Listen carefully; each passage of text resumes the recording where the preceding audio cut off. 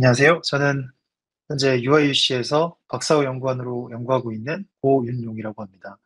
먼저 일단 제 연구를 이렇게 오늘 많은 분들께 소개해 드릴 수 있는 좋은 기회를 얻을 수 있게 돼서 되게 영광스럽게 생각하고 있고요. 먼저 시작에 앞서서 이 연구를 간략히 소개해 드리면 실제 사회 문제를 해결하기 위해서 컴퓨터 사이언스 관점에서 어떤 기술이 필요하고 그 필요한 기술을 개발하고 연구한 그런 논문이 되겠습니다. 조금 더 구체적으로 설명을 드리면 어떤 뉴스 기사가 주어졌을 때 그 뉴스 기사의 성향 혹은 좀 구체적으로는 정치적 성향을 정확하게 예측하기 위한 새로운 딥 뉴럴 네트워크를 제안한 연구인데요. 뭐 그렇지만 이 기술이 꼭 그 뉴스 기사의 정치 성향 예측 문제가 아니더라도 일반적인 뉴스와 같이 문서 데이터를 문서 데이터가 주어지고 그런 문서를 정확하게 인코딩하는 그런 분야나 문제에는 적용될 수 있습니다. 그래서 꼭 이 문제 자체에 대한 관심을 좀 덜 하시더라도 어떤 기술의 구조 혹은 적용 측면에서 들여주시면 감사하겠습니다. 그래서 시작에 앞서서 오늘 준비된 발표의 어떤 순서를 설명드리면요.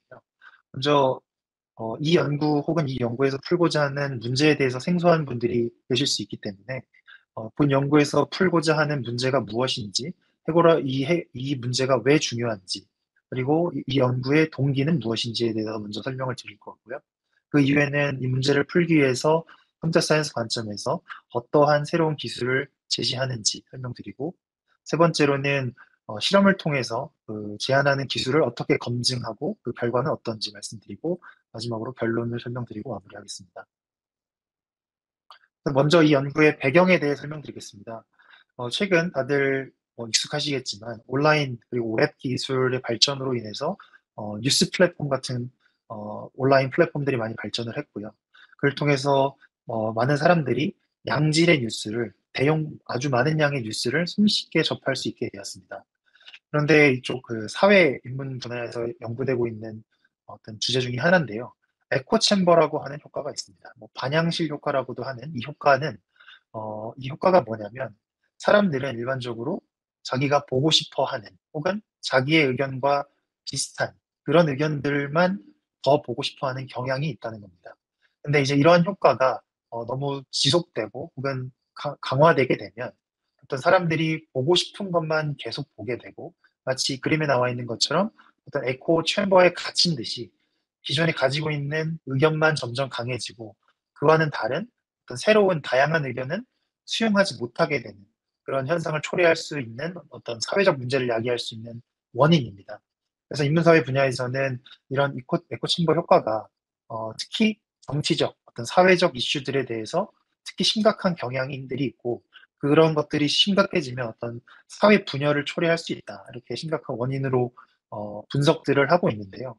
그래서 이 그림에서 보시듯이 실제로 과거와 비교해서 최근 미국에서 이런 온라인 뉴스 플랫폼의 발전의 어떤 반대의 급부로서 이런 양극화 문제가 점점 심해지고 있다는 보고들이 나오고 있습니다. 그래서 그림과 같이 어떤 사람들의 정치 성향이 점점 양극화되고 사회가 약간 분열되는 그런 안 좋은 일들이 일어나고 있었습니다. 그래서 이러한 안 좋은 배경에서 그런 인문사회, 사회과학 분야에서 이런 에코챔버 효과를 완화하기 위해서는 어떻게 해야 될까라는 주제를 가지고 많은 연구들이 이루어지고 있습니다. 그 중에 가장 널리 적용되고 있는 해결책 중에 하나는 그러한 사람들에게 자신이 좋아하는 의견뿐만 아니라 가능한 한 다양한 의견을 노출시키자. 그리고 그러한 노출시킬 수 있는 어떤 제도와 장치를 마련하자라는 것이었습니다. 그렇게 함으로써 사람들이 자신이 원래 갖고 있던 의견뿐만 아니라 거기에 너무 빠지지 않고 다른 의견도 수용할 수 있도록 하기 위함이었습니다. 그런데 이처럼 다양한 의견을 사람들에게 노출시키는 기틀을 마련하기 위해서는 꼭 선행되어야 되는 과정이 필요한데요. 이 슬라이드에서 파란색 박스로 쳐진 부분을 보시면 어떤 과정이 필요하냐면 뉴스 기사가 주어졌을 때 그 뉴스 기사의 성향, 뭐 이 경우에는 정치적 성향을 정확하게 예측하는 과정이 선행되어야 합니다. 그래야만 미리 뉴스들이 있을 때 그 뉴스들을 성향에 따라서 분류를 해놓고 어떤 유저가 있을 때 그 유저와는 다른 이미 분류된 것 중에 다른 성향들을 제공해 줄 수 있기 때문에 이 파란 박스 부분이 연구가 선행되어야 됩니다. 그래서 이 본 연구에서는 이 과정, 정확한 다양한 정책 성향을 제공하기 위한 정확한 기술을 컴퓨터 사이언스 관점에서 해결하고 연구하고자 하는 연구가 되겠습니다. 그래서 이런 배경에서 본 연구가 시작이 되었고요. 그래서 앞에서 설명드린 뉴스 기사의 정치 성향 예측 문제를 좀 더 포멀하게 정의를 해보면 뭐 이쪽 분야에서는 Political Stance Prediction이라는 이름으로 문제가 정의되어서 사용되고 있는데요. 뭐 이 문제는 되게 단순하게 설명드릴 수 있습니다. 그림에서 보시다시피 어떤 뉴스 기사가 주어졌을 때 그 뉴스 기사를 머신러닝 모델을 통해서 인코딩을 하게 되고요. 그 인코딩한 결과를 가지고 그 해당 뉴스의 정치 성향을 예측하는 일반적인 분류 문제로 해결할 수 있는 그런 문제가 되겠습니다. 그래서 전형적인 이 문제는 지도학습, 슈퍼바이즈 러닝 문제이고 일반적인 로스 펑션으로 학습이 됩니다. 뭐 이러한 그래서 결과 정리를 해보면 본 연구에서 집중하고 있는 파트는 이 파란색 박스에 해당하고요. 그래서 이 저희가 개발하고자 하는 모델은 인풋을 뉴스 기사를 받고 그 모델을 통해서 뉴스 기사를 인코딩하고 그리고 최종적으로는 그 뉴스가 어떤 스탠스를 갖는지, 어떤 성향을 갖는지를 예측하는 그런 모델을 개발하는 것이 본 연구의 목적이 되겠습니다. 그래서 본 연구에서 제안하는 모델을 설명하기에 앞서서 기존에는 어떤 기법들이 사용되어져 왔고, 그리고 그들은 어떤 한계를 가지고 있는지에 대해서 간단히 소개드리겠습니다. 먼저 초기에는 어, 제너럴한 언어 모델들이 많이 사용되어 왔습니다. 이러한 이유는 뭐 직관적인데요. 뉴스는 제목 그리고 내용들이 대부분 텍스트 기반으로 이루어진 데이터라고 볼 수 있습니다. 그렇기 때문에 언어 모델들이 이런 문제에 적용될 수 있을 것이고요. 그리고 꽤나 실제 경험적으로 실험적으로 준수한 성능을 보여왔습니다. 근데 아쉽게도 이러한 언어 모델들은 되게 제너럴한 목적으로 된 것일 뿐이지 어떤 폴리티컬 스탠스, 정치적 성향을 예측하는데 특화된 모델들이 아니다 보니까 미묘한 정치적 차이들은 잘 학습하지 못하고 조금 한계를 가진 그런 것들이 학계에 보고되어 왔었습니다. 그래서 이런 언어 모델이 갖는 한계를 극복하기 위해서 딥러닝 기반의 이 문제만을 위해서 특화된 기법들도 제안되어 왔습니다. 이러한 기법들의 특징이라고 하면 그들 그 저자들이 스스로 이러한 요소들은 정치적으로 관련이 있을 거야라고 어떤 요소들을 정의를 하고요. 그런 요소들을 학습을 하는 새로운 구조의 모델들을 제안했던 것이었습니다. 근데 이제 이런 방법들도 여전히 한계가 있었는데요. 일반적으로 이런 언어 모델들보다는 좋은 결과를 보였지만 이런 제한된 팩터들이 왜 잘 되는지, 그리고 어떤 팩터들이 잘 되고 얼마나 잘 되는지들에 대해서는 충분히 분석 같은 것들이 아직 학계에서 덜 이루어져 있었습니다. 이 말은 즉 어떤 새로운 데이터나 새로운 환경에서는 이 개발된 기술들이 좋은 성능을 발휘할 것이라는 보장이 안 된다는 것을 의미하는데요. 그래서 저희는 이러한 어떤 배경에서 이런 질문을 던지게 되었습니다. 실제로 사람들은 어떻게 생각할까를 생각한 건데요. 실제로 사람들은 어떤 뉴스 기사의 정치적 성향을 판단할 때 어떤 요소를 실제로 고려할까? 그리고 각 요소들은 얼마나 중요할까? 이거를 실제 사람 관점에서 관찰해 보자고 한 것이 이 연구의 시작이었습니다. 그래서 이런 동기에서 저희는 실제 사람들이 어떤 팩터들, 어떤 요소들이 뉴스 기사의 정치 성향 판단에 중요하게 미치는지, 중요하게 생각하는지를 직접 조사하고자 했습니다. 이런 요소들을 파악하기 위해서 저희는 직접 아마존 미케니컬 터크라는 도구를 통해서 실제 유저 스터디를 공범위하게 진행했는데요. 또 이제 이 유저 스터디 결과의 어떤 공정함을 위해서 신중하게 응답자들을 선택했습니다. 다양한 배경의 사람들을 응답자로 선택했는데요. 성별, 나이, 그리고 교육 수준, 인종, 그리고 그 각 응답자들이 가지고 있는 정치적 성향, 이런 것들을 다양하게 총 136명의 응답자를 선정하고, 그리고 뉴스 기사의 주제도 정치적으로 관련이 깊은 세 가지 다른 주제를 골랐습니다. 그리고 각 주제별로 성향이 다른 진보적인 뉴스 하나, 보수적인 뉴스 하나 이렇게 총 6개의 뉴스를 선정을 했고요.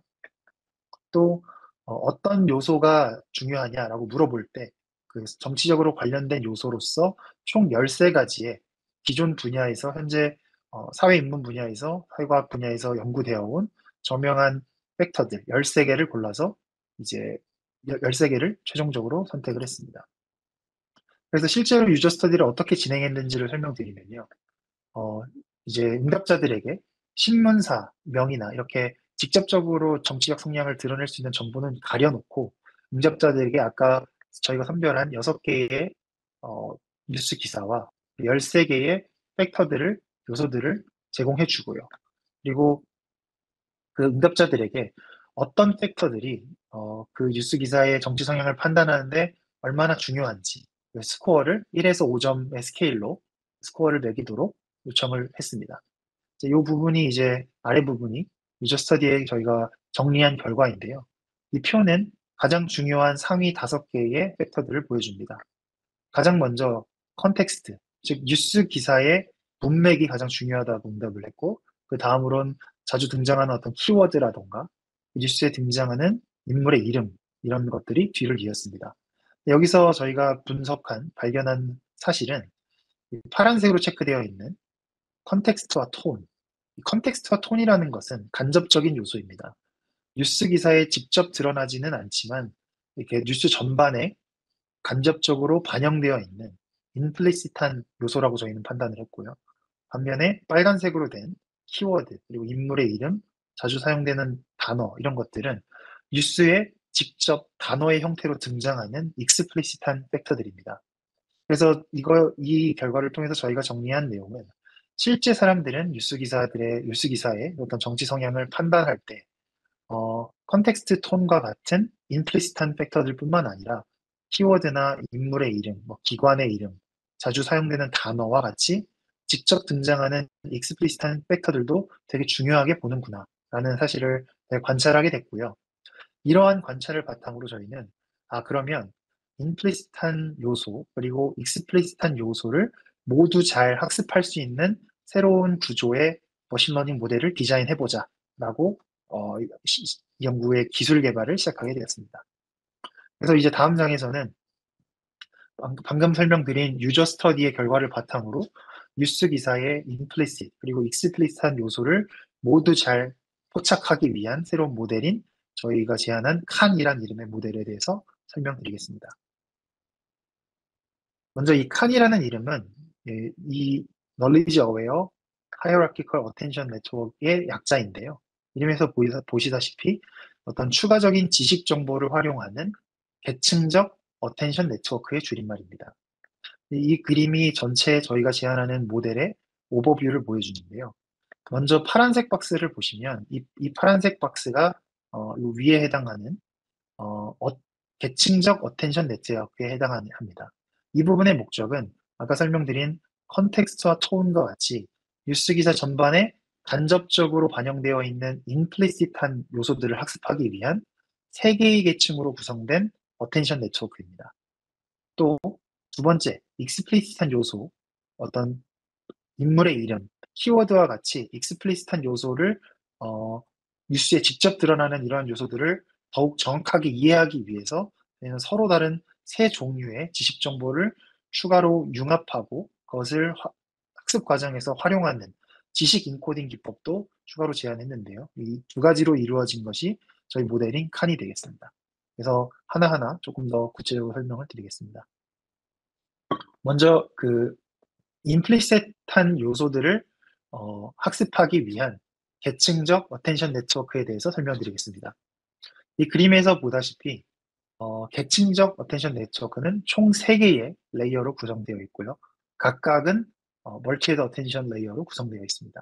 먼저 이 디테일을 설명하기 전에 각 레이어의 각 계층의 의미와 개념적인 목표에 대해서 설명드리겠습니다. 먼저 단어 레벨의 어텐션입니다. 단어 레벨의 어텐션은 이 그림에서 보실 수 있듯이 각 문장별로 독립적으로 적용이 되는데요. 그래서 여기서의 목적은 결국 각 문장에 있는 단어들 간의 관계를 파악하는 것입니다. 그 말을 다시 말하면 각 문장에 있는 로컬 컨텍스트, 그 문장 내의 문맥을 파악하는 것이 이 첫 번째 워드 레벨 어텐션의 단어 레벨 어텐션의 목적이 되겠습니다. 그 다음 단계에서는 문장 레벨의 어텐션을 하게 되는데요. 이제 한 계층이 올라가게 된 거고요. 그래서 이 단계에서는 전체 기사에 있는 문장들 간의 관계를 파악하게 됩니다. 그걸 다른 말로 하면 그 기사의 글로벌한 컨텍스트를 파악하기 위함이다라고 설명드릴 수 있을 것 같습니다. 그리고 마지막으로는 타이틀 레벨, 제목 레벨의 어텐션 레이어를 적용하는데요. 먼저 이걸 설명하기 앞서서 뉴스 기사에 대한 간단한 설명을 드리면 뉴스 기사의 제목은 그 뉴스 기사가 말하고자 하는 어떤 내용의 핵심 부분을 담고 있습니다. 그 제목에는요. 그래서 그런 핵심 내용을 담고 있는 뭐 하나 혹은 두 개 정도의 문장을 저희가 제목이라고 정의할 수 있을 것 같은데요. 이렇게 제목을 가지고 그 어텐션을 적용함으로써 어떤 효과를 얻을 수 있냐면 문장들 중에는 일부 중요한 정보를 담고 있는 문장들도 있지만 상대적으로 비문이라던가 별로 상대적으로 중요도가 떨어지는 문장도 있을 수 있는데 이 제목 레벨의 어텐션을 통해서 제목이 갖고 있는 핵심 내용을 이용해서 핵심 내용은 강화하고 상대적으로 의미가 떨어지는 문장들의 중요도는 어, 낮게 계산해서 필터링하는 효과를 얻을 수 있습니다. 그래서 총 세 가지 레이어로 구성되어 있습니다. 네, 조금 더 디테일하게 들어가 보면요. 그 단어 레벨의 어텐션 레이어의 경우 각 문장별로 독립적으로 셀프 어텐션 레이어가 적용되게 되고 그를 통해서 그 이 레이어의 아웃풋의 의미를 살펴보면 결국 한 문장 내에 로컬 컨텍스트 정보가 포함된 각 단어들의 윈베딩이 아웃풋으로 나오게 됩니다. 그래서 그 결과가 이제 문장 레벨 어텐션으로 들어가기 전에 이렇게 평균이 돼서 하나의 문장 어텐션으로 합쳐지게 되고요. 그래서 이번에는 각 뉴스 안에 있는 문장들 간의 셀프 어텐션을 통해서 이제 글로벌 컨텍스트 정보가 포함된 문장 임베딩이 형성되게 됩니다. 그리고 마지막으로 아까 설명드렸듯이 뉴스를 지리로 하고 그리고 그 앞에서 학습된 문장 임베딩들을 키밸류로 하는 어텐션 레이어를 통과시킴으로써 제목에 담겨 있는 핵심 주제를 더욱 강화하고 상대적으로 중요도가 떨어지는 문장들은 필터링하는 그런 단계를 거치게 됩니다. 그렇게 돼서 여기 마지막으로 나오는 하나의 싱글 임베딩, 이 뉴스에 대한 임베딩 하나가 생성되게 되는데요. 이 뉴스 임베딩은 그럼 다음과 같은 의미를 갖게 됩니다. 결과론적으로 이 세 과정을 거치면서 문장에 있는 각각의 로컬한 컨텍스트뿐만 아니라 기사에 있는 전체 글로벌 컨텍스트도 잘 학습이 되고요. 나아가서 그 뉴스의 타이틀에 있는 제목에 있는 핵심 아이디어도 한 번 더 강화가 된 그러한 정보들이 모두가 합쳐진 하나의 뉴스 임베딩이 생성되게 됩니다. 그래서 이 값을 가지고 최종 이 뉴스의 폴리티컬 스탠스를 예측하는 데 사용하게 됩니다. 그래서 이렇게 임플리시트한 요소를 학습하기 위한 계층적 어텐션 네트워크에 대해서 간략히 알아봤고요. 그 다음으로는 뉴스 기사의 익스플리시트한 팩터들, 직접 등장하는 어떤 요소들을 효과적으로 더 잘 이해하고 포착하기 위한 지식 인코딩 파트에 대해서 설명드리겠습니다. 이 지식 인코딩 파트도 비슷하게 세 단계로 구성되고 있습니다. 먼저 저희가 사용할 세 가지 서로 다른 종류의 지식 정보들을 준비하고 미리 지식 정보를 정지해서 지식 그래프 형태로 표현하는 지식 준비 단계가 있고요. 두 번째는 지식 그래프로 표현된 그 서로 다른 세 개의 지식 정보들을 지식 임베딩을 통해서 하나하나 지식 임베딩의 형태로 수정하는 단계가 두 번째 지식 임베딩 단계가 되겠습니다. 그리고 마지막으로는 이렇게 임베딩으로 표현된 지식 정보들을 실제 학습 과정에 사용하기 위해서 하나의 지식 임베딩으로 융합하고 그것을 주입하는 세 번째 지식 주입 단계가 되겠습니다. 그리고 각각을 살펴보면요. 저희는 아까 말씀드렸듯이 세 가지 다른 종류의 지식을 사용합니다. 먼저 가장 기본적으로 커먼 널리지라고 하는 일반적인 상식 정보를 사용하는데요. 이런 정보를 왜 사용하냐면 일반적으로 뉴스 기사에는 다양한 단어들 그리고 인물명 또 어떤 도시의 이름, 기관의 이름 이런 것들이 종종 빈번하게 등장합니다. 이런 것들에 대한 일반적인 지식 정보가 있고 그것들을 활용할 수 있다면 그 뉴스 기사를 이해하는 데 더 도움이 될 수 있습니다. 그래서 이러한 이해를 돕기 위한 일반 상식 정보를 활용했고요. 추가적으로 나아가서 저희는 정치 지식 정보도 추가로 활용했습니다. 이렇게 일반 상식뿐만 아니라 정치 정보까지 활용한 이유는 다음과 같습니다.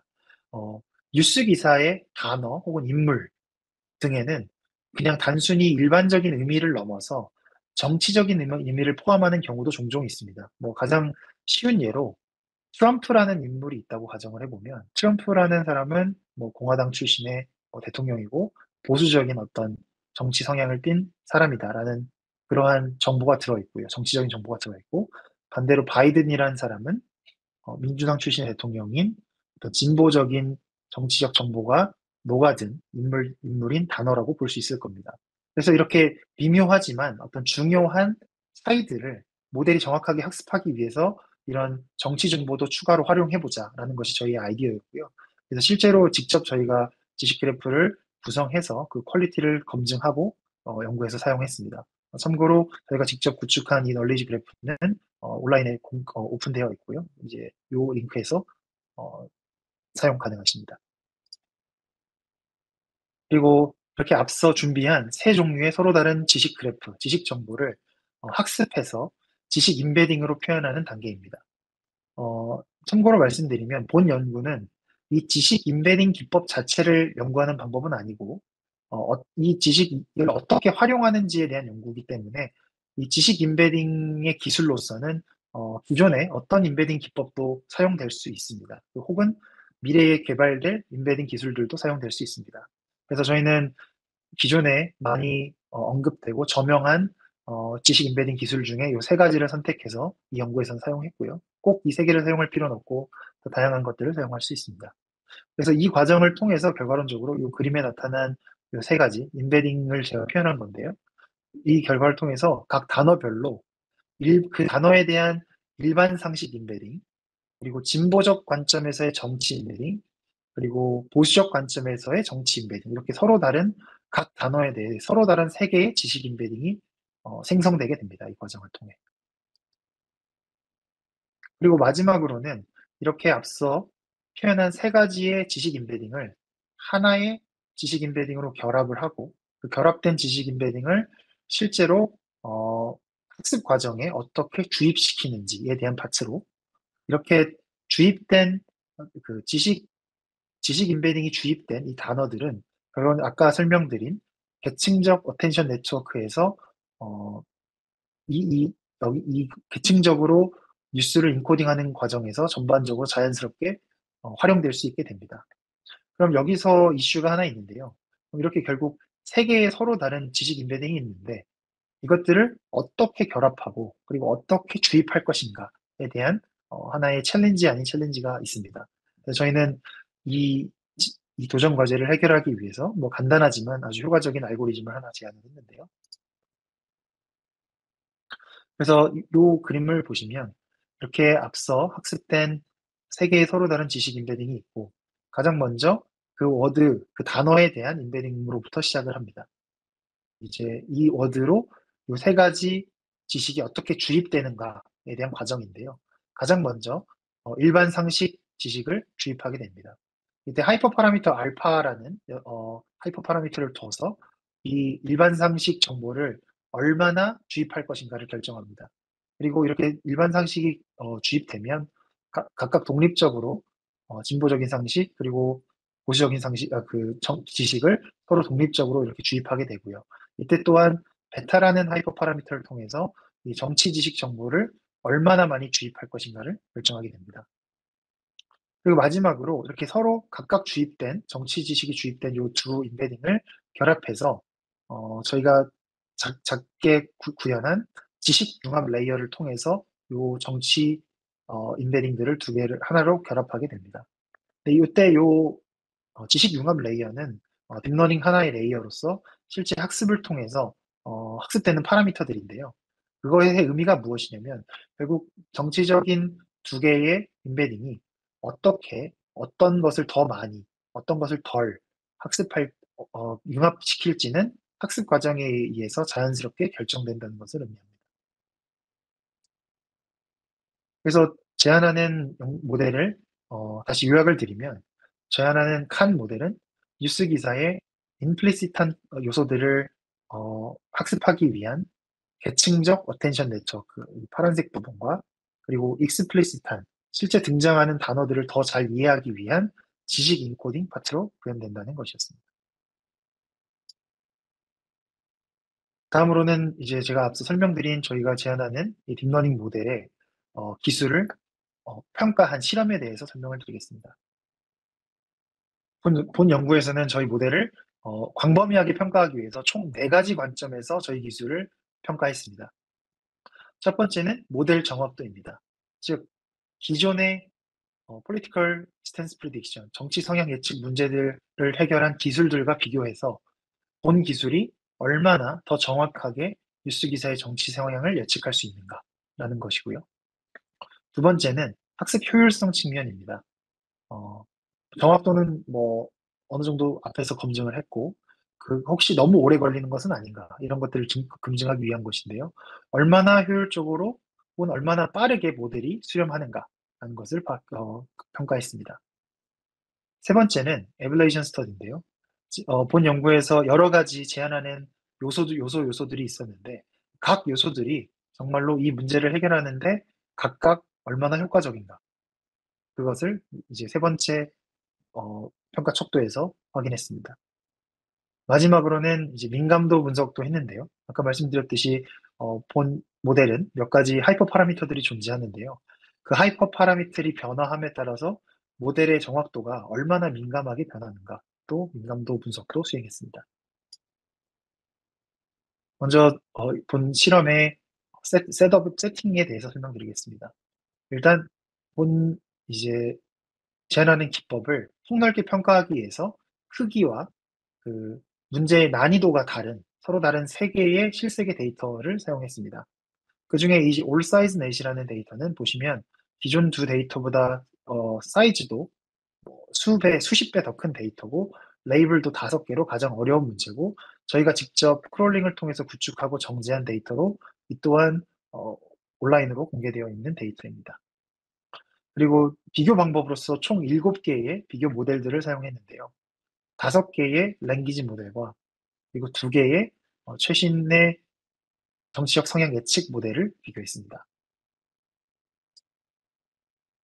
먼저 모델의 정확도 측면에 대해서 실험 결과를 말씀드리겠습니다. 이 표를 보시면 이 열이 데이터에 해당하고요. 각각이 방법에 해당하는데요. 보시다시피 파란색으로 박스 친 부분을 보시면 아실 수 있듯이 저희 제안하는 모델이 모든 데이터셋에서 모든 경쟁 모델들과 비교하여 큰 차이, 유의미한, 통계적으로 유의미한 우수한 정확도를 달성했습니다. 그리고 어떠한 지식 임베딩을 적용해도 항상 좋은 결과를 보였습니다. 그래서 여기서 2가지 정도의 저희의 어떤 발견점이 있을 텐데요. 첫 번째는 기존의 연구들에서 발표된 것과 똑같은 유사한 패턴을 저희도 또 동일하게 확인했습니다. 그것은 언어 모델이 생각보다 괜찮은 정확도를 보이긴 보이지만 정치 성향 예측을 위해서 특화되어 디자인된 것이 아니기 때문에 저희가 구축했다는 가장 어려운 데이터 같은 경우에서 좀 떨어지는 그런 결과들을 보였습니다. 준수하지만 정치 성향 예측 문제에서는 한계가 있다라는 정도로 해석하시면 될 것 같고요. 두 번째는 기존의 정치 성향 예측을 위해 제안된 기법들보다도 저희가 아주 유의미하게 큰 이상, 5% 이상, 5.9% 이상 더 우수한 결과를 보였습니다. 이 결과가 의미하는 바는 결국 저희 연구에서 제안한 계층적 어텐션 네트워크와 지식 인코딩을 통해서 저희가 유저 스토리를 통해서 관찰한 임플리시트하고 익스플리시트한 요소를 모두 잘 학습해냈다라는 것을 간접적으로 보여주고 저희 방법의 우수성을 검증했다라고 저희가 주장할 수 있을 것 같습니다. 둘째로는 본 모델의 학습 효율을 평가하기 위해서 학습에 소요되는 시간, 물리적인 시간과 그리고 실제로 수렴하는 데까지 얼마나 많은 트레이닝 에폭이 소요되는지를 측정했습니다. 먼저 학습 시간 측면에서 보시면 각 모델 비교 방법을 이용하여 50회폭을 학습을 시키고요. 그리고 그 시간을 측정했습니다. 이 그래프인데요. 보시다시피 어, 어, 엘모나 벌트 같은 모델보다 우수한, 더 빠르게 학습을 완료하는 것을 확인하였습니다. 비록 워드2백이나 글로브와 같은 모델보다는 조금 느리거나 혹은 비슷하거나 좀 느린 결과를 보였지만 아까 이 전 슬라이드에서 보였듯이 이 워드2백과 글로브라는 방식은 매우 낮은 정확도를 달성하는 녀석입니다. 상대적으로 저희는 20%, 30% 이상 더 정확한 모델인 것을 감안한다면 이 정도 차이는 저희는 합리적인 차이다라고 분석을 했고요. 그리고 수렴률 측면에서도 보시면 꼭 50에폭을 다 돌리지 않더라도 40에폭 정도 수준에서 상당히 높은 정확도로 이미 수렴해 있는 것을 확인할 수 있었습니다. 다음으로는 저희가 제안한 각 요소 하나하나를 개별적으로 효과를 분석한 실험입니다. 먼저 이 네이밍에 대해서 설명을 드리면요. 칸 W는 일단 요 위에 세 개는 지식 인코딩을 쓰지 않은 건데요. 이 빨간색으로 표시된 칸 W는 계층적 어텐션 네트워크에서 단어 레벨만 사용한 방식이고요. WS는 단어 레벨과 문장 레벨을 사용한 방식. 그리고 노란색은 어, 계층적 어텐션 네트워크는 모두 사용한 방식입니다. 그리고 마지막으로 파란색으로 표시된 칸올은 저희 오리지널 버전으로 모든 요소들을 다 사용한 버전이라고 생각하시면 됩니다. 먼저 정확도 측면에서 보겠습니다. 이 그래프가 두 개의 정보가 중첩되어 있는데요. 먼저 선 그래프를 보시면요. 이 라인 그래프를 보시면 이 라인 그래프가 정확도 그래프입니다. 보시면 요소가 하나하나 추가될 때마다 우상향하는 결과를 보였습니다. 그 말은 무엇이냐면 각 요소가 하나하나 추가될 때마다 계속해서 정확도가 상승한다라는 것을 의미합니다. 그 말은 즉 각각의 요소가 모두 정확도 상승에 효과가 있다라는 것을 저희가 입증하는 것으로 볼 수 있습니다. 다음으로는 바 그래프를 보시면요. 이것은 수행 시간에 대한 건데요. 먼저 문장 레벨의 그 단어 레벨의 어텐션 레이어를 적용했을 때 가장 느린 결과를 보였고, 그다음 문장을 같이 사용했을 땐 확 빨라졌다가 조금씩 시간이 더 소요되는 영향을 보였습니다. 이제 이러한 흥미로운 결과를 보이는 이유는 문장 레벨이 없이 단어 레벨만 적용했을 때는 한 문장에 있는 워드들 간의 어텐션을 하는 것이 아니라 전체 문서에 있는 워드들을 어텐션 해야 됩니다. 그렇기 때문에 어텐션 메커니즘을 적용하는 워드의 수가 늘어서 단어의 수가 늘어서 연산 복잡도가 증가해서 시간이 매우 느려졌던 건데요. 여기서 흥미로운 점은 저희가 제안한 계층적으로 문장과 단어를 나눠서 개별적으로 수행하니까 속도도 빨라졌을 뿐만 아니라 정확도도 상승됐다는 점입니다. 그 이후에는 일부 추가적인 연산이 있기 때문에 조금씩 수행 시간이 더 들고는 있지만 정확도 상승을 고려하면은 합리적인 수준이다라고 저희는 분석을 했습니다. 그리고 마지막 실험으로 본 모델의 하이퍼 파라미터 민감도를 평가했습니다. 아까 이제 전 슬라이드에서 설명드렸듯이 이 알파와 베타라는 하이퍼 파라미터를 가지고 일반 상식 지식과 정치적 지식의 양을 얼마나 주입시킬지에 대한 양을 결정했었습니다. 그래서 이 알파와 베타의 값이 작을수록 더 지식 정보를 많이 사용한다는 건데요. 이 그래프에서 보시면 요 좌상단으로 갈수록 지식 정보를 많이 사용한다 이렇게 생각하시면 됩니다. 그래서 이 그래프를 해석해 보면 가장 먼저 요 파란색으로 표시된 이 부분이 정치 지식인데요. 정치 지식이 많이 사용될수록 베타가 작을수록 더 높은 정확도를 달성하는 경향을 보였습니다. 조금 더 직관적으로 설명을 드리면 이 히트맵 표에서 이 그림에서의 왼쪽 부분이 오른쪽 부분에 비해 조금 더 짙은 경향이 있습니다. 왼쪽이 오른쪽보다 좀 더 짙은 경향이 있는데요. 그 말은 베타 값이 작을수록 정확도가 높다라는 것을 의미하고, 그는 즉 정치 지식 정보가 이 문제, 뉴스 기사의 성향 예측에 도움이 된다는 것을 의미합니다. 또한 특별한 케이스로 지금 요 우하단으로 표시된 빨간색으로 표시된 요 파트는 정치 지식 정보 그리고 일반 상식 정보가 아예 사용되지 않은 지식 정보가 아예 사용되지 않은 케이스인데요. 이 두 경우에 이 두 데이터에서는 가장 낮은 정확도를 보였습니다. 이를 또 해석하면 거꾸로 결국 이렇게 저희가 제안하는 바와 같이 상식 정보와 정치 정보를 사용하는 것이 이 문제를 해결하는 데 확실히 효과적이다라는 것을 입증했다고 볼 수 있습니다. 네, 마지막으로 결론을 하고 마무리 짓겠습니다. 결론입니다. 그 본 연구는 사회과학 분야에서 연구되고 있는 에코챔버 효과로 인해서 발생할 수 있는 사회적 문제를 해결하기 위한 선행 기술로서 뉴스 기사의 정치 성향 예측 문제를 다루는 연구입니다. 그래서 이 문제를 풀기 위해서 유저 스터디를 선행해서 정확한 뉴스 기사 정치 성향 예측을 위해서 어떤 요소들이 중요한지 먼저 선행적으로 파악을 하고요. 그리고 그렇게 파악한 요소들을 성공적으로 효과적으로 학습하기 위한 새로운 디자인의 어, 딥러닝 모델을 제안하게 되었습니다. 그리고 그렇게 제안한 모델을 네 가지 측면으로 다양한 관점에서 제안하는 모델의 우수성을 검증했습니다. 네, 오늘 제가 준비한 발표는 여기까지고요. 그리고 오늘 제가 발표한 그 연구에서 사용된 프로그래밍 코드와 데이터셋은 모두 이 링크에서 사용이 가능합니다. 네, 질문 있으면 채팅창으로 편하게 해주시면 답변 드리겠습니다.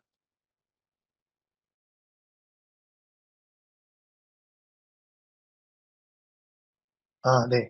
좋은 질문 감사드리고요. 먼저 댓글도 영향을 끼치고 있는데요. 일단 댓글이라고 하시면 아마 질문해 주신 분은 그 뉴스 기사에 달리는 댓글을 말씀하신 것 같은데요. 일단 저희가 하는 것은 그 어떤 사용자에게 그 뉴스를 그 사용자가 생각하는 의견과는 다른 뉴스를 추천하는 것이기 때문에 그 뉴스 자체에 달리는 댓글은 저희는 고려하지는 않았었습니다. 그리고 문제상에서도 고려는 안 했고요. 근데 다만 아까 저희가 설명드렸던 대로 그 저희가 추가적으로 여기서 지식 정보를 사용했는데요. 여기서 지식 정보를 사용할 때 정치 지식 정보를 사용했는데 이런 경우에는 저희가 커뮤니티라든가 기사에 달린 댓글들도 크롤링해서 거기서 그 댓글들에 있는 정치 정보는 저희가 지식 그래프의 형태로 표현해서 추가로 활용했다고 말씀드릴 수 있을 것 같습니다.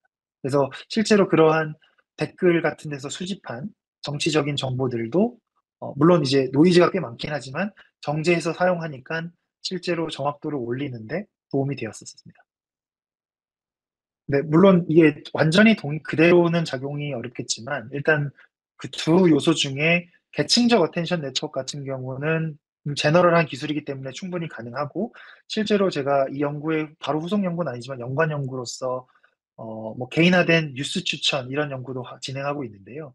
네, 그 부분에서 중요한 건 결국 뉴스를 얼마나 정확하게 이해하고 그거를 어떤 인베딩 같은 걸로 표현하냐 이런 건데 그런 부분에서는 이 연구에서 연구한 또 계층적인 구조의 딥러닝 모델은 충분히 적용해서 사용하고 있습니다. 네, 좋은 질문 감사드리고요. 일단 그게 말씀하신 것처럼 저희가 그 지식 그래프라는 걸, 그 정치 지식 그래프를 만들 때 네. 그 정치 지식 그래프 자체가 말씀하신 평행성을 띠고 있지 않습니까? 네. 근데 이제 그게 막 극단으로 가고 되게 노이즈가 많은 데이터다 보니까 저희도 처음에는 그냥 가져다 별 생각 없이 정제해서 썼을 때는 오히려 정확도가 오히려 떨어져 버린다거나 오히려 더 악영향을 미치는 그런 과정들도 꽤 많은 시행착오를 겪었는데요. 근데 이제 꽤나 이제 인력들이 많이 투입돼서 실제로 좀 너무 편향적인 것들은 매뉴얼리도 제거도 해보고 기존에 있는 기술들로 가능한 한 정제를 해서 저희도 사용하게 되었습니다. 실제로 무분별하게 방향성이 짙은 정보들을 사용하면 말씀하신 것처럼 악영향은 충분히 있을 수 있을 것 같습니다. 그러니까 말씀드렸듯이 이 연구는 어떤 사회과학 분야에서 어떤 문제가 이미 있었던 것을 컴퓨터 사이언스 쪽과 융합한 연구로 저희가 기술적으로 어떤 서포트를 할 수 있냐 이런 데서 시작된 연구였습니다. 근데 실제로 그래서 이렇게 이 연구가 웹 컨퍼런스에 발표가 되고 이제 저희가 팀이 있었는데요. 그 사회과학과 이제 HCI 쪽 분야를 하시는 팀에 이 기술을 이제 이식을 했고 그래서 실제로 그 AI 기반의 플랫폼을 만들어서 실제로 그 에코 챔버 효과를 줄이는 연구도 지금 같이 동시에 진행이 되고 있습니다. 그래서 그 연구도 지금 어디 발표 이제 심사 중에 있고요. 이제 그런 것들은 실제로 연구로 끝난 것이 아니라 이걸로 실제로 사회 문제를 얼마나 해결할 수 있냐 이런 것도 실제적인 연구도 진행하고 있다 이런 걸 말씀드릴 수 있을 것 같고요. 그리고 그 이후에는 이거와 직접 관련은 없지만 아까 말씀드렸듯이 제가 이렇게 어떤 텍스트 데이터가 주어졌을 때 그것을 어떻게 효과적으로 사용자에 맞게끔 어떤 혹은 목적에 맞게끔 잘 임베딩 하느냐, 레프레젠테이션 하느냐 이런 것들을 연구하고 있는데요. 그런 일환으로 지금은 뭐 개인화된 뉴스 추천이라고 하는 personalized 뉴스 레코멘데이션 분야에서 지금 여기서 연구했던 것들의 인사이트를 갖고 뉴스를 어떤 하나의 사용자가 주어졌을 때 그 사용자가 어떤 뉴스를 좋아할까를 그 사용자 입장에 맞게 표현하고 추천해주는 그런 연구를 후속 연구로서 하고 있습니다.